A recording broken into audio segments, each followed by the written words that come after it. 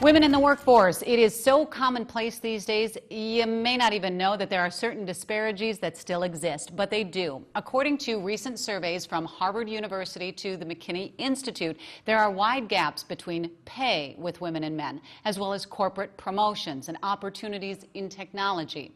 Senator Carla Nelson is on the advisory committee to the Legislative Coordinating Commission's office. That's a mouthful, of economic status on women. And today there was a listening session with the executive director of that particular group.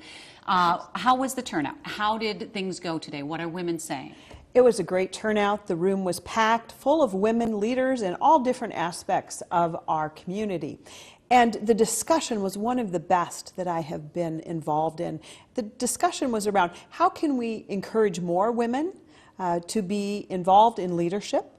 What are the barriers to women's economic security? And there's a lot of discussion about the barriers that keep women from being economically secure, getting into the corporate promotions, getting into that C-suite, and particularly, as you mentioned, getting into the STEM areas. Okay, break that down. When you are talking about breaking down these barriers, what barriers? Some people would say women and men get paid equal because they have to. That's not necessarily the case. Yes. So the law requires that there's no gender pay differential. However, the experience is somewhat different. Women oftentimes leave the workforce to have children or to stay home with children. I did that for 10 years. Many women do. But then how do you come back into the workforce?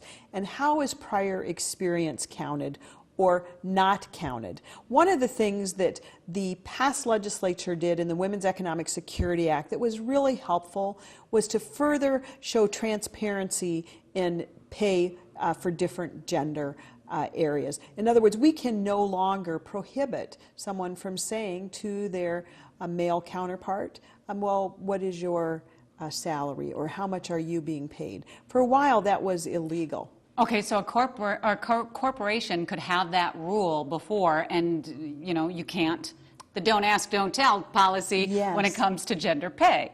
But now a corporation cannot have that policy? Yes, a corporation can no longer forbid discussions about compensation. And that provides more transparency into what the law states, which is that there must be gender equity in compensation. But if you don't have transparency into that, it's easy for it not to happen. Let's bring that down to the most elementary level, and we can talk about specific jobs. I'm talking about teachers. I'm talking about retail.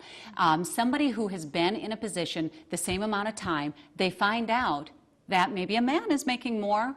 Let's say the woman found out that her male counterpart is making more than her. What are her options? Well, I think that would be a good conversation to have with the manager.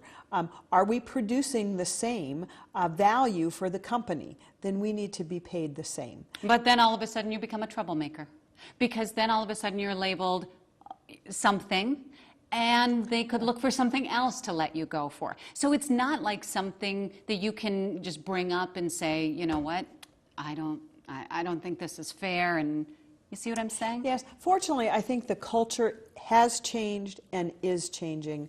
We no longer accept gender discrepancies or disparities. We expect women to be paid equal for equal work. It's the law. And then the real challenge is for us to look at the barriers that prevent women from actually achieving that economic level. And it could be the fact that maybe child care is not available. It could be the issue of transportation.